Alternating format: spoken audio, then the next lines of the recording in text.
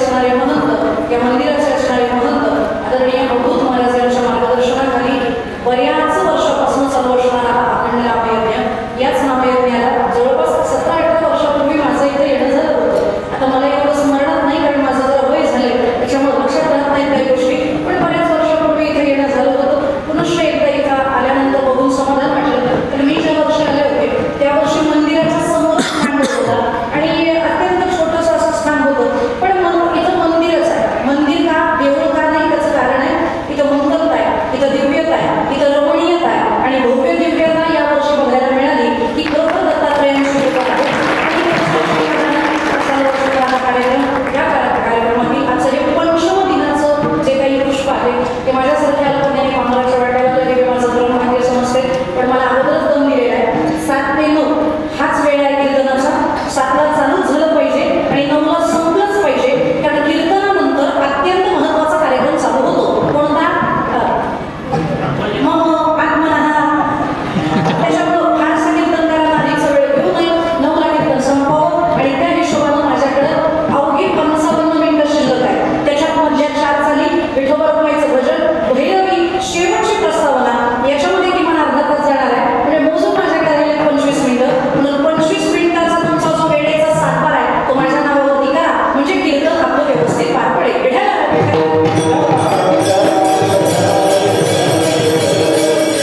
आता थेट बाबा अभंगात प्रवेश करते, पण अभंगात प्रवेश करण्यापूर्वी वारकरी संप्रदायाच्या दंडकाप्रमाणे अभंगाचा अल्पसा परिहार द्यायचा तो असा.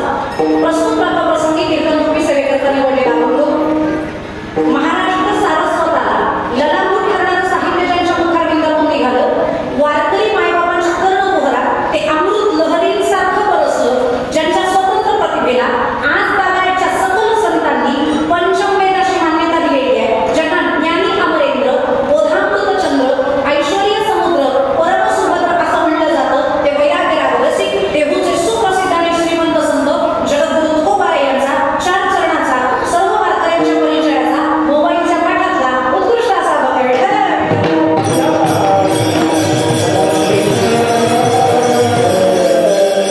मनुष्य जन्माला आल्यानंतर त्या जीवनाचं फक्त एकच निर्धारित साध्य असावं. त्याला याचा वरचा भोंगा बंदच करून टाका, भोंगेच बंद करा. एकदम परफेक्ट. आता कसा छान आवाज येतो, एकदम परफेक्ट, एकदम परफेक्ट. बरीच लोक गावात बसूनच कीर्तन ऐकत असतात. आपल्याला त्यांच्यासाठी कीर्तनच करायचं नाहीये. जी तळमळीची आहे, जी श्रद्धेची आहे ती माणसं इथं आलेली आहे आणि त्यांचं पोट भरलं पाहिजे म्हणून कीर्तन आहे. तुम्हाला व्यवस्थित आता ऐकू येते ना? मग असं करा म्हणजे मला कळेल. तुम्ही असंच बघितल्यावरती ते पण तू बोल, आम्हाला काही विचारू नको, ते असं काही व्हायला नको. कारण आपल्या एकमेकांमध्ये जोपर्यंत संभाषण होत नाही तोपर्यंत कीर्तनाची कळी उमलणार नाहीये, फुलणार नाहीये. कीर्तनकार जरी चंद्रकांतमणी असेल तरी सुद्धा चंद्रकांतमणी चंद्राला बघितल्याशिवाय पाजरत नाही, तसं आम्ही श्रोतारूपी चंद्राला बघितल्याशिवाय पाजरणार नाही. त्याच्यामुळे तुमच्या संवादाची गरज आहे. येत आहे ना ऐकू? हा, आता बरं वाटलं. मनुष्य जन्माला आल्यानंतर त्या जीवाला भगवंतापर्यंत पोहोचायचंय आणि हे जीवाचं साध्य आहे. भगवंतापर्यंत पोहोचणार की सुख आणि समाधानाची प्राप्ती होते आणि ते फक्त याच देहात घडतं. याची देही घडे देवाचे भजन किंवा याची देही याची डोळा भोगमुक्तीचा सोहळा. पण मुक्त व्हायचं असेल तर काय करावं लागेल ते आपल्या सर्वसामान्य जीवाला माहिती नाहीये आणि माहिती करून घेण्यासाठी जीवाला काय करायचंय तर ती 3 वेळी पातेनं परिप्रश्नेनं सेवया उपदेक्षं ते ज्ञानम ज्ञानः तत्त्वदर्शिनः. ते ज्ञान वेगा भरावे जरी मन्यात येणावे तरी संताया भजावे सर्वस्वेसी तनु मनु जीवे चरणासी नावे आणि अगर्वता करावे. दास्यत्व सकळ संतच का संताविना प्राप्ती नाही ऐसे वेदनेती ग्वाही. हरी प्राप्तीची उपाय धरावे संतांचे ते पाय. सद्गुरु वाचुनी सापडेना सोय म्हणून धरावे ते पाय. आधी संतांना शरण गेल्याशिवाय गत्यंतर नाही, कारण साधू महात्मे फक्त जगाच्या कल्याणासाठीच आलेले असतात.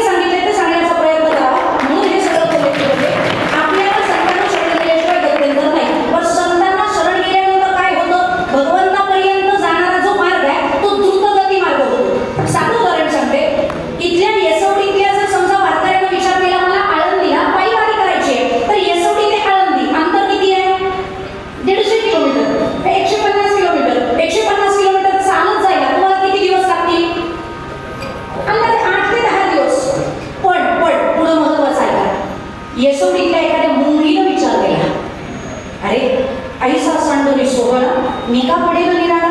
एवढे मोठे वारकरी जर येसोडीतनं आळंदीला चालले तर मीही आळंदीला गेलं पाहिजे. म्हणून जर तुमच्या बरोबर मुंगी आळंदीला निघाली तर तिला आळंदीला पोहोचायला किती दिवस जातील? कसे काय 8 दिवस? आपल्या पावला एवढे पाऊल आहेत का तशी? तिला पायी जायचं ठरवलं 8 दिवसात कशी जायची? आपण जाऊ 8 दिवसात, पण मुंगी जर चालत गेली तर नाही, पायी गेल्यावरचा विषय चालला आपला. पुढचं सांगते ना मी, पायी जर गेली तर किती दिवस लागतील काय माहिती कोणाला. कोणी मुंगीच्या जन्मामध्ये जाऊन हा अनुभव घेतलेला आहे, पण आपण अंदाज लावू 6 महिने तिला लागतील. पण फार जर जग चालले असेल तर 3 महिने लागतील. पण जर त्याच मुंगीनं आता माझं कीर्तन चालू असताना माझ्या गाडीत जर बसणं केलं तर ती किती वेळात पोहोचेल? सेकंदात, काही क्षणात. मुंगी जर एकटी आळंदीला निघाली तर तिला पोहोचायला 6 महिने लागतील. पण त्याच मुंगीनं जर गाडीचा संग केला ना तर ती मुंगी अवघ्या 4 तासात ज्ञानोबापर्यंत पोहोचते. तसं आपण सर्व मुंग्यांनी एकट्यानं जर आळंदीचा प्रवास, पंढरीचा प्रवास करायचा ठरवला ना तर आपल्याला जन्म घ्यावे लागतील, पण देव भेटणार नाही. पण संतरूपी द्रुतवृत्ती वाहनांचा जर आपण संग केला तर याची देही याची डोळा भोगू मुक्तीचा सोहळा आपण लवकरात लवकर भगवंतापर्यंत पोहोचू शकतो. आणि त्यासाठी आपल्याला संत जीवनात गरजेचं आहे.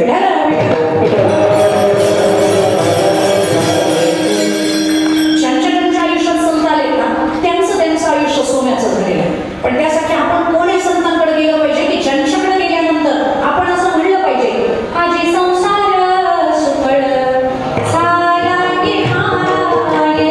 कोणाकडे गेल्यानंतर असं म्हणता येईल ज्ञानोबांकडे जा, तुकोबांकडे जा. आणि माझं असं वैयक्तिक मत आहे, ज्यांनी संतत्वाच्या कसोट्या पार केलेल्या आहेत ना अशा संतांकडे आपण गेलं पाहिजे.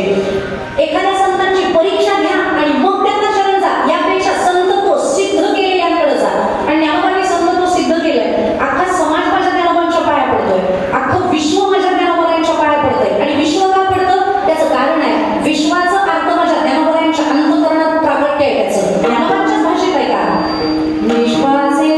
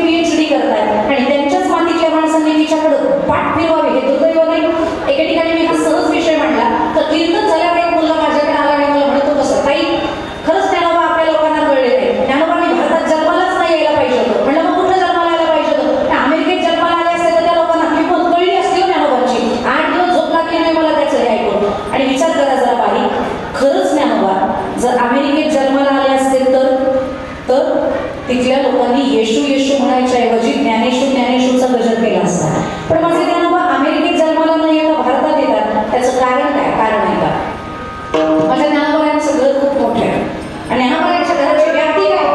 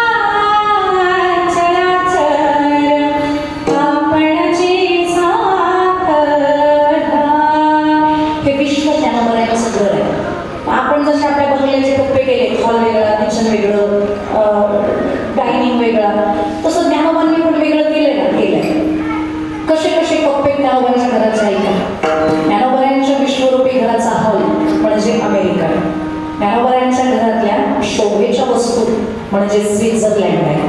ज्ञानोबरायांच्या घरातल्या इलेक्ट्रॉनिक वस्तू म्हणजे जपान आहे आणि माझ्या ज्ञानोबरायांच्या विश्वरूपी घराचं देवघर म्हणजे भारत आहे. आणि साधू महात्मा हा देवघरातच वास्तव्याला येईल आणि म्हणून ज्ञानोबरा येत आहे आणि म्हणून हा देश पवित्र आहे. पवित्रते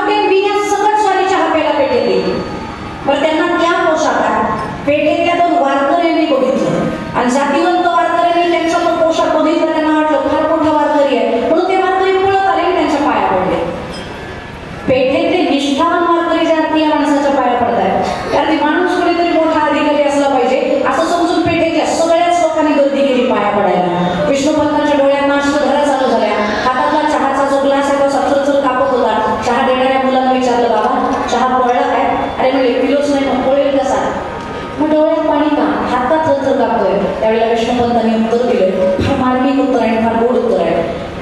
चित्रपट क्षेत्रात गेली 40 वर्ष मी कारकीर्द गाजवली, पण गेल्या 40 वर्षात साधा प्रेमानं मला कधी कोणी रामरामही केला नाही, पण तुकोबांचा पोषक काय अंगावरती चढवलाय. आज 25 जणांनी माझ्या चरणाला स्पर्श केलाय. जर तुकोबरायांच्या पोशाखात एवढी ताकद आहे तर तुकोबरायांच्या विचारात एवढी ताकद असेल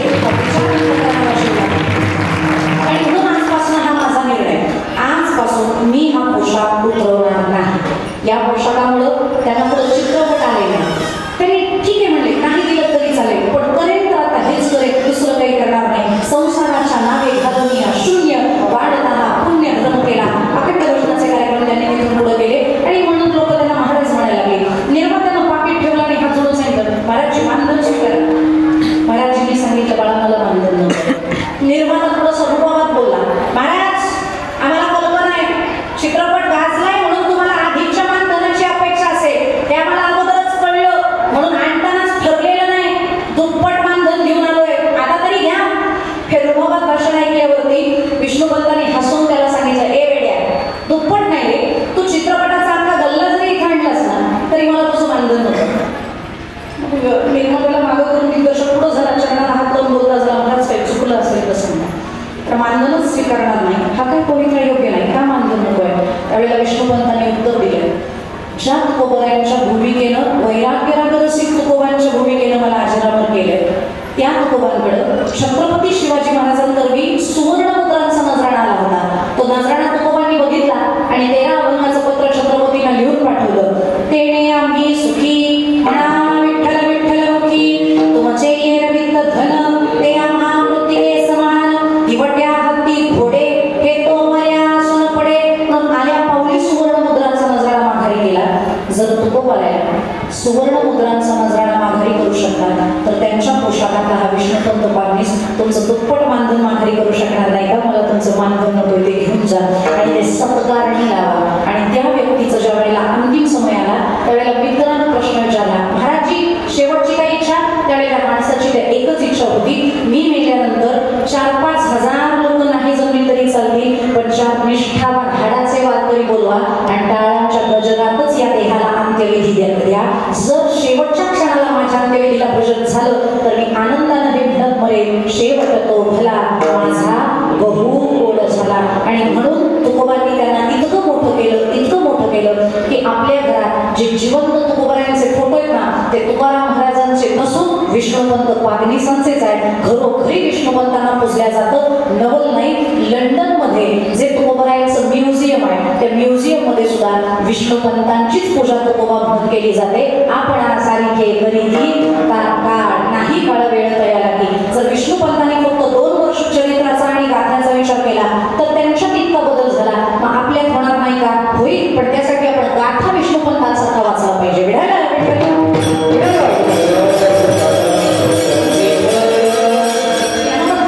गेल्यानंतर आपल्या आयुष्याचं सोनं होणार आहे. फक्त आपण त्यांच्या बरोबर आहोत का याचा थोडासा तपास केला पाहिजे. काय आहे ना, आपल्या जीवनाची किंमत ही आपण कोणा बरोबर आहोत याच्यावरनं निर्धारितही होत असते बरं का. तुम्हाला किंमत अधिक द्यायची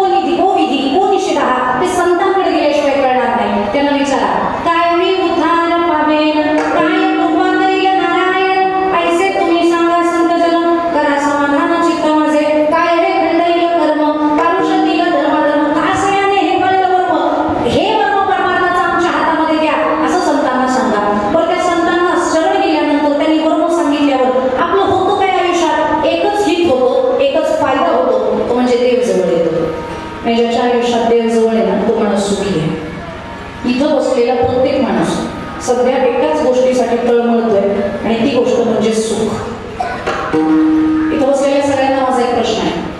थोडेसे कान व्यवस्थित उघडा आणि माझ्या प्रश्नाचं उत्तर मला देऊ नका, तुमची तुम्हाला द्या. तुम्ही आनंदी आहात? तुम्ही सुखी आहात? तुम्ही समाधानी आहात? 99% लोकांची उत्तर हीच आहे. सुख नाही मोठे आणि या संसारात वारकरी मित्र आपण प्रमाण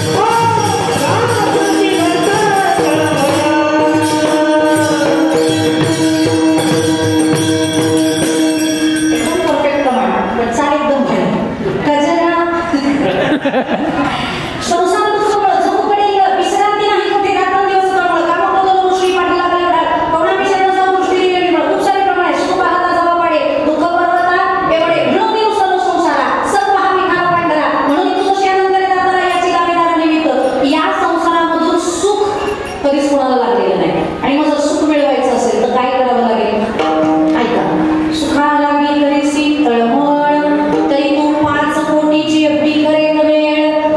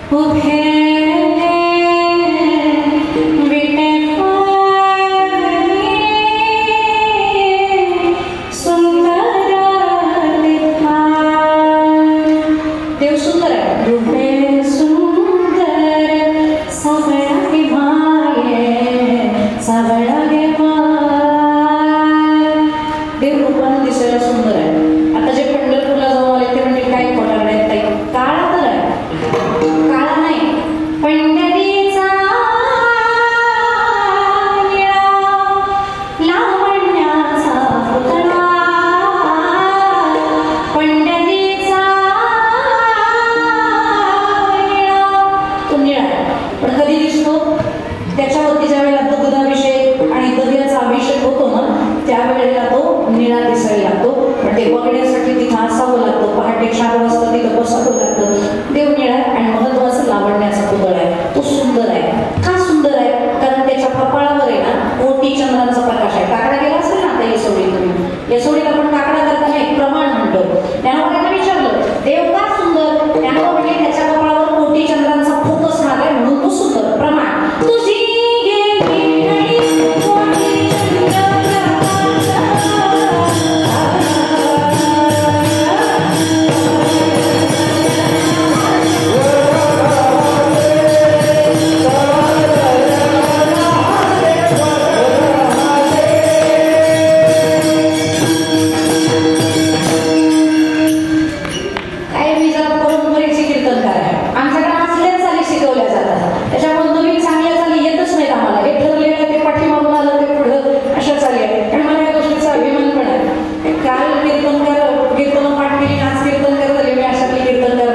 चौथ्या पिढीची कीर्तनकार आहे. अरे माझे पण आजोबा आई आणि अशा 4 पिढ्या याच्यात. ते मला माझे आजोबा तुम्हाला कीर्तन करण्यासाठी सुद्धा एक नियम सांगायचे जो आजकाल पाळला जात नाही. दुर्दैव. कीर्तन हे विनोदी कधीच नसावं. कीर्तन विनोदी कधीच नसावं. कीर्तन विनोद करण्याची जागा नाही, तत्वज्ञान मांडण्याची जागा आहे. आणि ब्रह्मीभूत कायात होत असे कीर्तनी हा अनुभव फक्त वक्त्याला नाही तर श्रोत्यांना सुद्धा आला पाहिजे. अशा पद्धतीचं मार्मिक चिंतन कीर्तनात मांडलं पाहिजे. पण लोक आम्हाला कीर्तनाच्या अगोदरच सांगतात काही जरा हसवावर का लोकांना अरे झोप येत आम्ही हसवायला. त्या कीर्तनात विनोद असावा कारण तो एक रस आहे. विनोद हर्ष हा एक रस आहे. नवरसांमधला एक रस असावा. पण तो किती असावा? ताटामध्ये जेवढं मीठ असतं ना तेवढाच विनोद असावा. पण आजकाल काय झालंय वेदांत भाता एवढा आणि लिंबा एवढं मिठा एवढं विनोदी बोलणं असावं. आजकाल भाता एवढा विनोद झालाय आणि लिंबा एवढं मिठा एवढं तत्वज्ञान झालंय. त्याच्यामुळे लोकांना पण तेच आवडतं. विनोद केला की लोक म्हणतात काय कार्यक्रम झाला, काय डोंबल्याचा कार्यक्रम झाला. अशा नाही इथं उभं राहण्याचा सुद्धा अधिकार नाहीये. म्हणून माझ्या आजोबा सांगायचे बाई 500 कीर्तन करायची ना तिथं 5च कर. पण कीर्तनाच्या परंपरेत चौकटीत बसतील अशी कीर्तन कर. आणि ती परंपरा आहे जेणेकरून मूर्ती अंतरी ठसावी श्रीहरीची आयुषी कीर्तन मर्यादा आहे संतांच्या घरची.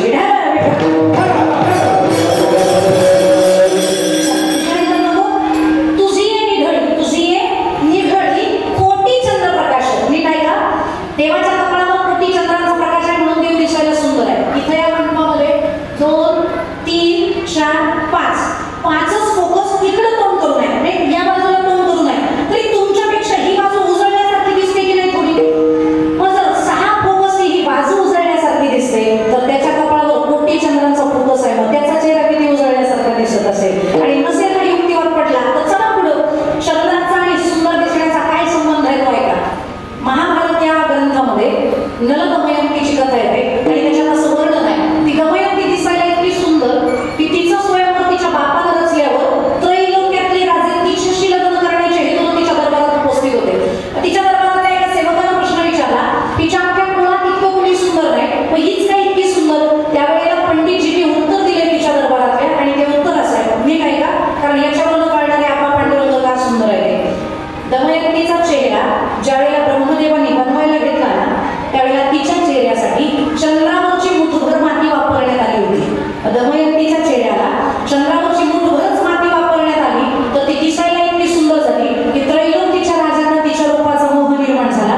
जर चंद्रावरची मुठभर माती त्रैलोक्याला वेळ लावते तर ज्याच्या कपाळावर कोटी चंद्रांचा प्रकाश आहे तो माझा पांडुरंग दिसायला किती सुंदर असेल बोला. आणि म्हणून त्याला पाहता क्षणी समाधान आहे. ज्यांनी ज्यांनी पाहिलंय ना त्यांना वेळ लागलेला आहे असा माझा देव सुंदर आहे आणि त्याला बघितल्यावर सुख लागतं. आणि याच्या पुढचं अजून एक तत्वज्ञानाचं वाक्य सांगते. जितके तुम्ही देवाच्या जवळ तितकी संसारातील दुःखाची तीव्रता कमी होते. कसं काय ते तुम्हाला सांगते. 2 मिनिटं विचार करा.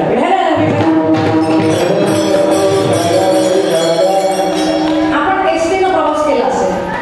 एसटीनं प्रवास करत असताना आपल्याला ज्या गावी जायचे त्या गावची पाठी जरी दिसली ना तरी लोक झुंबड उडवतात, गर्दी करतात. आणि त्या गर्दीचं कारण काय असतं? सीट भेटलं पाहिजे. आणि सीट पण कुठलं भेटलं पाहिजे? एकदम मागचं भेटलं पाहिजे. बरोबर?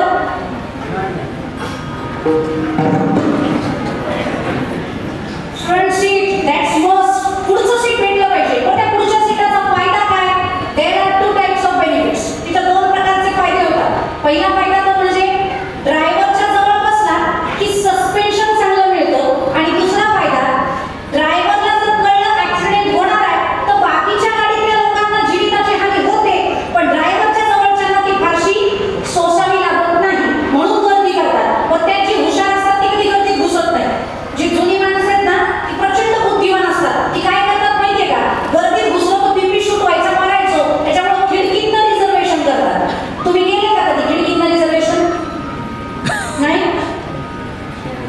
बघितलं तरी का?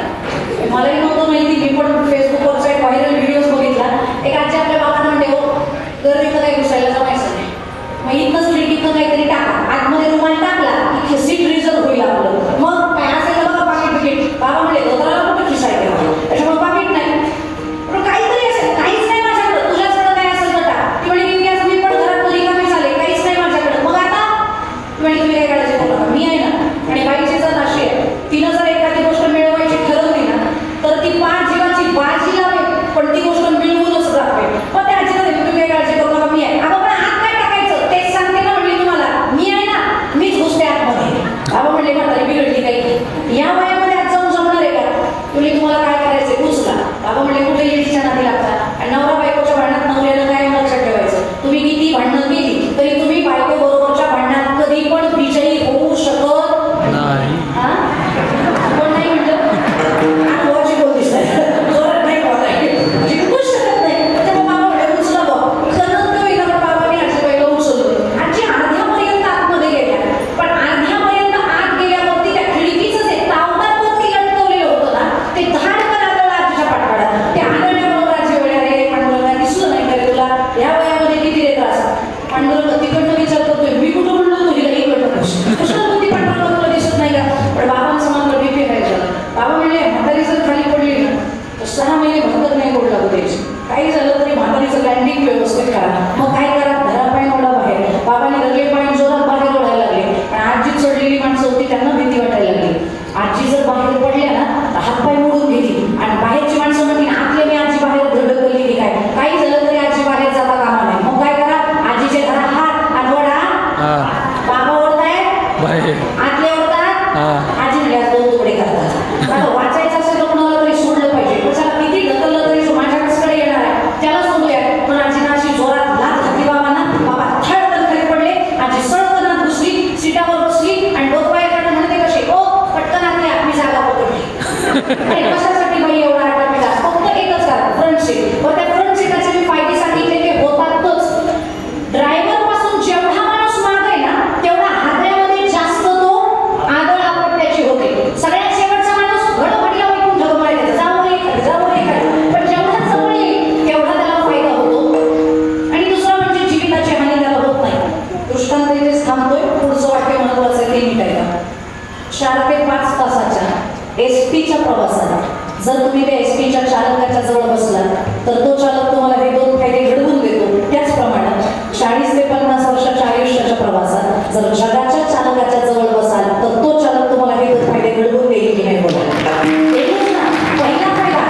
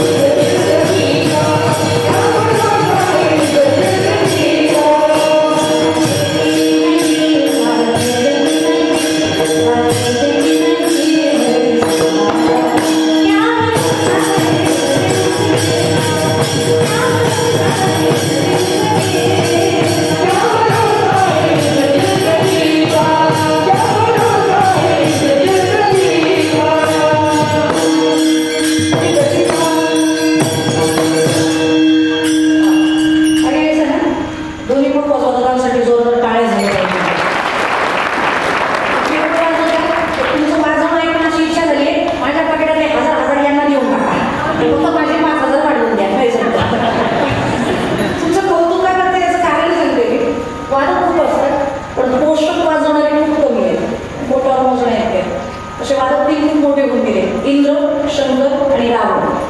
तर इंद्राचं वाजवणं हे चर्चा करायला नको, कारण तो कीर्तनात नाही वाजवतो, नर्तनात वाजवतो. त्याच्यामुळे इंद्र सोडा, आपण दोन वाजवतात कीर्तनात वाजवतात, शंकर आणि रावण. पण रावण ज्या वेळेला वाजवतो ना, त्याचं वाजवणं ऐकलं ना तरी राग अंतःकरणातला वाढायला लागतो, तमोगुणाची वृद्धी होते, तो असं वाजवतो. पण शंकर ज्या वेळेला वाजवतात ना त्यावेळेला सत्वगुणाची वृद्धी होते. आणि तुमच्या दोघांचं पण वाजवणं ऐकल्यानंतर सत्वगुणाची वृद्धी होते, म्हणून तुम्ही शंकरासारखं वाजवताय. आणि रावण वाजवताना तो काय बोल नाही वाजवतो, तो मंत्र वाजवतो. त्याचे मंत्र काय? जडाडगी जडक गलक प्रवाह उपा विकस करे करे बलके विना शंकर तुम मालिका टमट टमट टमट टमट विधान टमट टमट कार चंद खंड मनोमुना शिव शिव शिव. हे रावणच आहे. जडाडगी जडक गलक जे फेसबुकला वाजतं ते रावणाचं रचित आहे. ऐकलं तरी स्वप्नाला धरून खाऊ घालू असं होतं. पण ज्या वेळेला शंकर वाजवतात ना त्यांचं उपास्य आहे राम.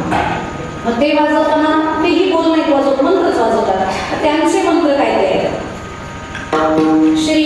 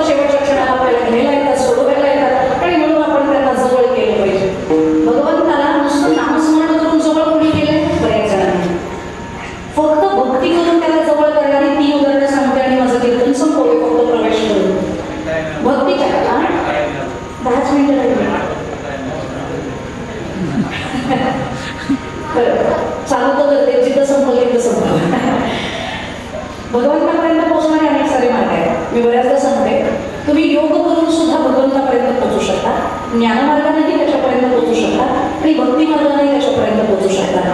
ज्ञानमार्ग सर्वसामान्यांना जगण्याजोगला नाही. ज्ञानोबा साधे ज्ञानी नाही. ज्ञानी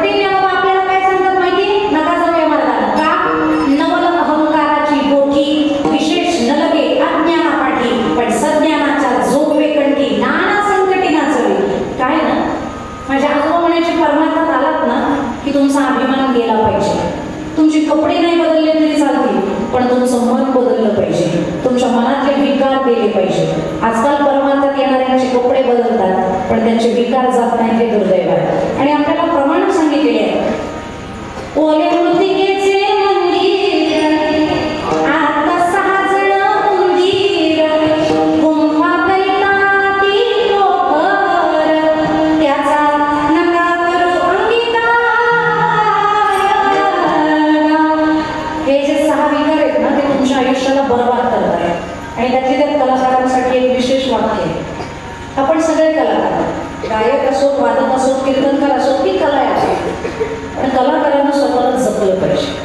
कलेची सुरुवात अलंकाराने होते, पण जर तिची विनम्रतेने सेवा केली ना तरच ती कला तुम्हाला लाभदायक. पण जर त्या कलेमध्ये अहंकार घुसला ना तर ती कला आपल्या नाशाला कारणीभूत ठरते.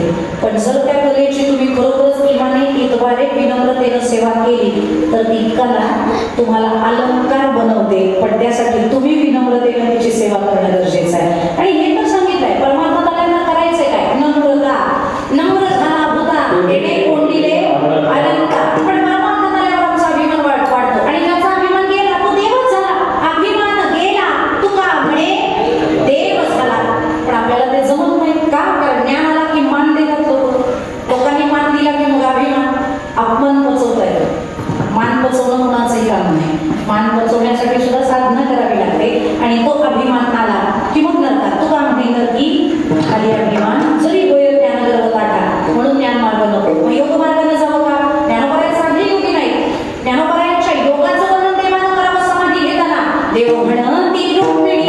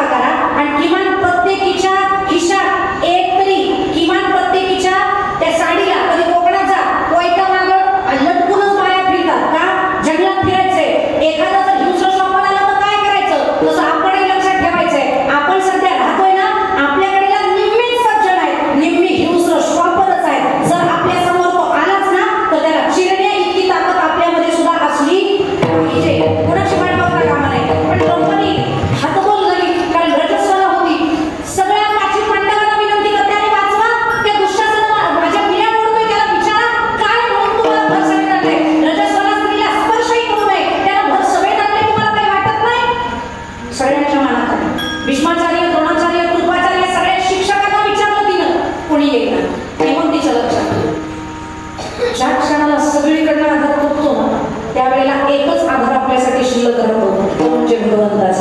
आणि मग तिनं धावा चालू केला. कोठे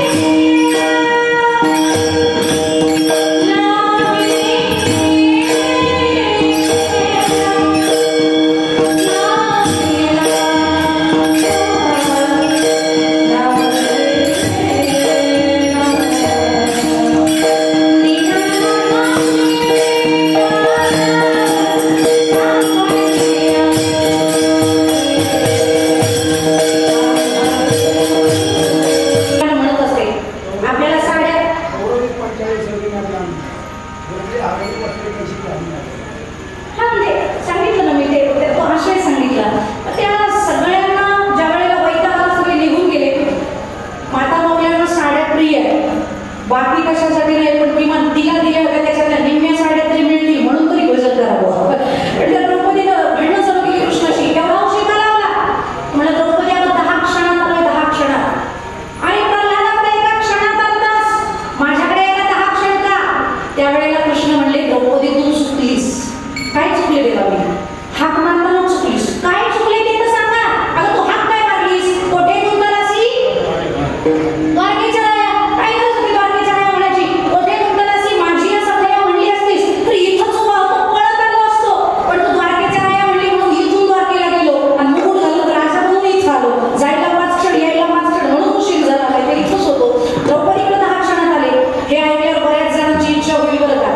परत जर 10 क्षणातून एका क्षणात देव येत असतील तर चालूच करा. चालू करा म्हणजे देव आपल्याकडे पण येतील 10 क्षणात. पण थांबा, एक उदाहरण असं आहे, देवाला 1.5 युग वाट बघायला लावायची होती त्या भक्ताला. 1.5 युग झाली पण तरी भगवंत आले नाही. आणि ते उदाहरण आहे शबरीचं. आयुष्यभर भगवंताला एकच प्रश्न आहे माहिती,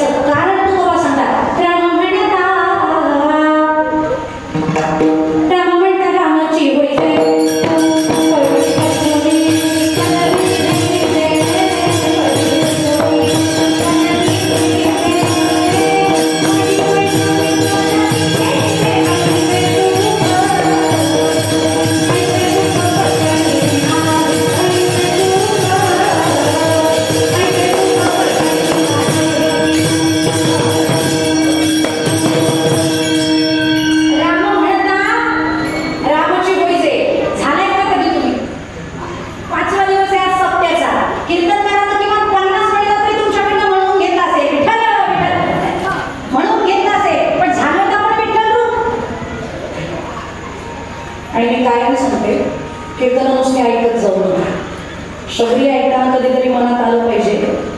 कैसी दशा येईल माझे अंगा, चित्त पांडुरंगा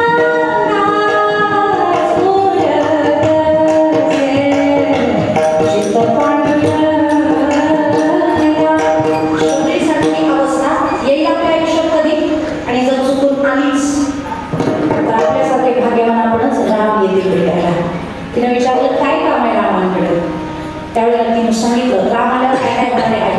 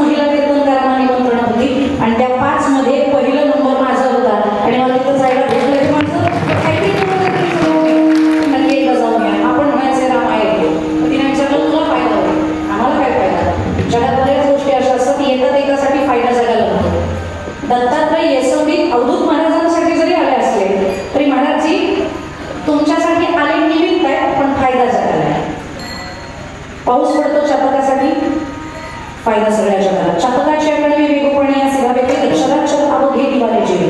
चातकासाठी पाऊस पडतो, फायदा जगाला. सूर्य उगवतो, सूर्य विकासही कमळासाठी, पण फायदा जगाला. गीता, कालच गीता जयंती झाली ना.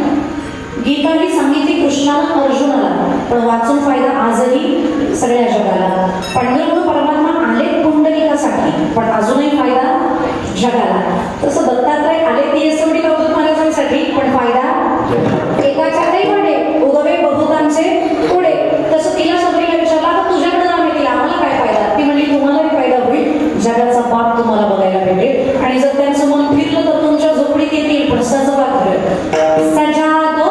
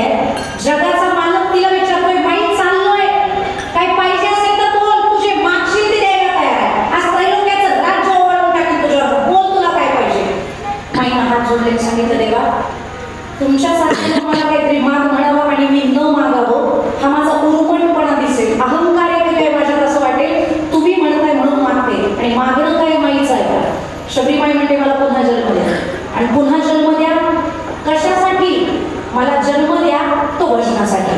मग देवानं विचारलं का आता मी भेटलोय आता आनंद कमी झाला का. त्यावेळेला शबरीमाईचं उत्तर आहे तुम्ही भेटल्यानंतर जो आनंद झाला मला त्याच्यापेक्षा लाखपट आनंद तुम्ही भेटण्यासाठी कराव्या लागणाऱ्या रोजच्या भजनाच्या साधनेत मला मिळत होता आणि तो मला कमवायचा नाही म्हणून मला पुन्हा जन्माला दिला. पण जन्म कुठं द्यायचा आहे पुन्हा गुजरात राज्य पुन्हा डांग जिल्हा नाही देवा पत्ता बदला. काय पत्ता लिहून घ्या देवा. नगरी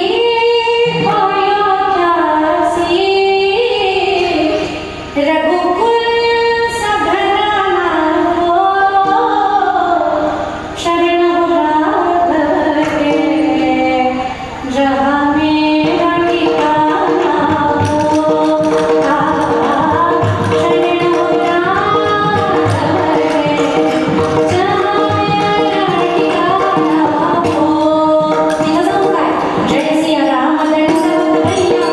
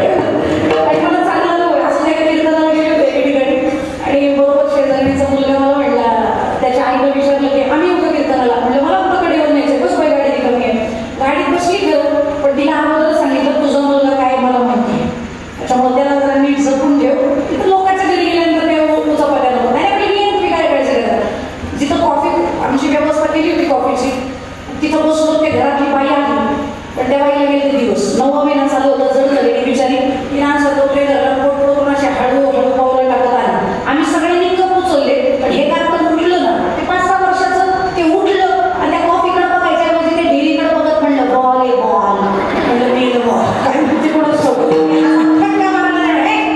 बॉल नाही बाळ आहे बाळ असं म्हणू नये मला बाळ असतं असं म्हणजे हो पोट मोठं असेल त्यात बाळ असतं असा हात लावायचा नसतो कृष्णानं तरी काय केलं सगळ्या गोकुळातल्या गवळणीची पोटचाच पडून बघायचा मुलगा का मुलगी तुम्हाला हातच सांगतो म्हणून असं याला हाताला मला टेन्शन आलं ती त्या बाईनं आपलं हसण्यावर गेलं ती आत गेली पण तिचा सासरा आला पण तो नेमका पहिला म्हणतो त्याची ढेर भली मोठी पुढं आलेली ते पुढं बसल्यावर हे उठलं ना आणि जवळ जाऊन म्हणतं हालू बशा बाले बाल म्हणलं तिकडे पाकिटाचं जावं लागते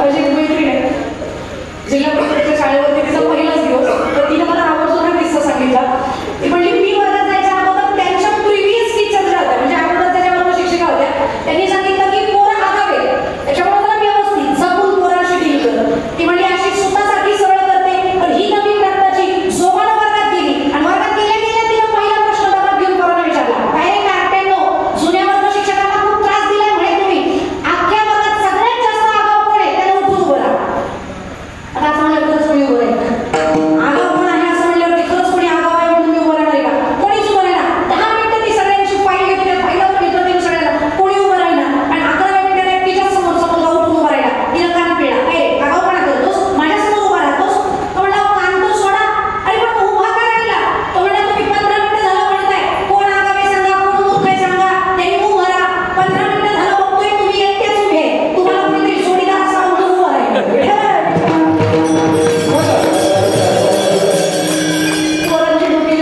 काय बोलतील त्यांचा काही भरोसाच नाही पण ही हुशार आहेत भक्ती ते नमन वैराग्य तो त्याग ज्ञानब्रह्मी भोग ब्रह्मधनु भक्तीचा अर्थ आहे नमन आणि जो नमतो तो खरोखरच मोठा होतो घागर विहिरीवरती गेल्यानंतर जर भरायची असेल तर तिला वाकडी करावी लागते ती जितकी झुकेल तितकी भरेल पण ती थेट भरत नाही कधी तिला भरण्यासाठी तिचं एक तोंड बारीक असतं तिला भरण्यासाठी वाकवावीच लागते वाकली की एका बाजूनी हवा बाहेर जाते आणि एका बाजूनी पाणी आत येतं तसंच या घागरीचं आपल्याला जर कोणासमोर झोपवायची असेल किंवा भगवंतासमोर जर जायचं असेल तर पहिल्यांदा अहंकाराची हवा बाहेर टाकावी लागेल मग आपल्याला भगवंताची श्रद्धा भक्तिरूप पाणी आतमध्ये शिरेल आणि एकदा का त्या भक्तीने आपण काठोकाठ भरलो की तरी तुम्ही नम्रच असतात आणि हे लक्षात राहू द्या जो खरंच भक्ती करणार आहे ना तो कधीच असा ताट चालत नाही तो झुकूनच चालतो का परिपक्व असतं ते वाकलेलंच असतं ज्वारी होते काय आपल्याला ज्वारीचं पीक होतं का ज्वारीचं कणिक जोपर्यंत असं ताट असतं ना ते वाऱ्यावर बोलत असतं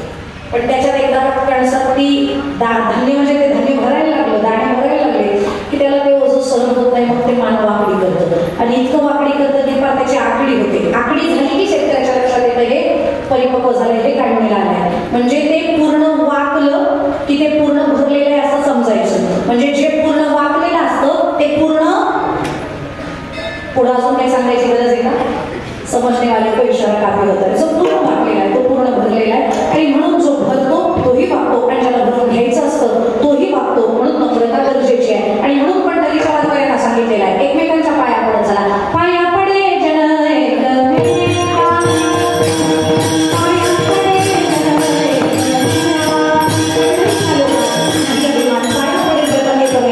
पण हे कधी होऊ शकतं ज्यावेळेला सर्व ब्रह्म हे दिसेल तेव्हा मी कोण आहे याचा विचार करा आहे मी कोण आहे याचा करावा विचार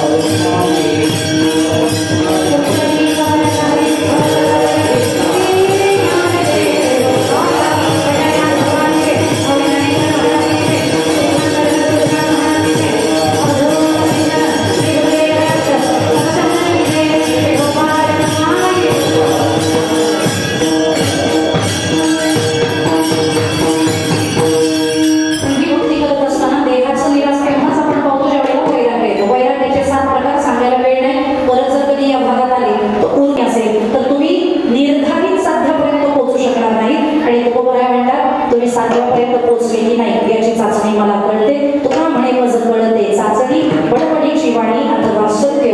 माणूस जोपर्यंत बडबड करत असतो तोपर्यंत कच नसतो. बडबड बंद झाली की तो परिपक्व आहे. माझ्याकडे बघू नका, तुम्ही म्हणाल तुम्ही पण बडबड करताय म्हणजे तुम्ही पण कच्चीच आहे. आणि हे मान्य करते मी, कारण ज्या दिवशी बोलणं बंद होईल त्या दिवशी आमचा परमार्थ सुफळ झाला. भात शिजताना रट आवाज येतो. आवाज बंद की गृहिणीला कळतं शिजलाय, गॅस बंद करा. तसं एकदा तुम्ही मौन झाला आणि जो आनंद बडबड करतो ना त्याला कधीच गोपाळ भेटत नाही. अनंत वाचाळ बरळती बरळ तया पैसा गोपाळ कावेरी. म्हणून किमान महिन्यात 2 दिवस एकादशीच्या दिवशी मोर बाळगून बघा. आता आमचे मध्ये सियाराम बाबा वारले, 12 वर्ष त्या माणसाने तोंडात ब्र म्हणून काढला नाही. म्हणून इतकी ताकद निर्माण झाली की जे बोलायचे तसं व्हायचं. की वाणीची शुद्धता असते, वाणीची परिपक्वता असते, वाणी सुफल असतं. देव हो म्हणती ते देव होती ही ताकद आपल्या वाणीची आहे. पण तुकोबा म्हणतात बडबडीची वाणी अथवा सत्य. बडबड कमी करा. कोणासाठी बडबड कमी करा आणि कोणासारखं भजन करा. ज्ञानेश्वरा